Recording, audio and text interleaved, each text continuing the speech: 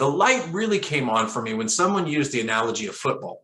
And they asked, how much time does the average professional football, a starter, like just not necessarily somebody who you might say is riding the pines all the time, but how much time does the average professional football starter spend on the field in a game?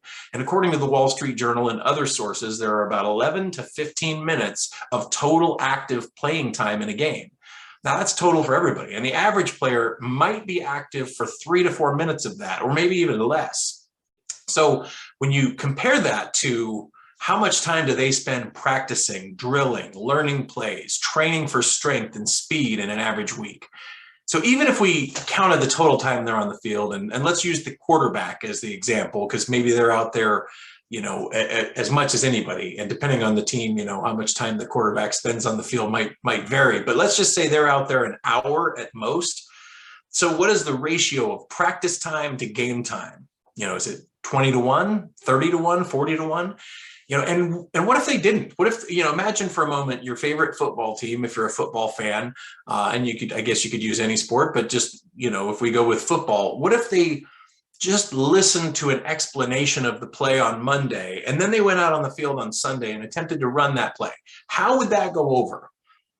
I mean, it'd be a train wreck, right? And yet most average salespeople are unwilling to even reverse that ratio and just to commit 1 hour or even 2 hours per week to practice, drill, role play with somebody who can help them get to that next level. So when I had it in that perspective, I thought, how ridiculous was I for thinking I didn't need a mentor or that I couldn't find the time to practice? Nobody finds time, you make time, right?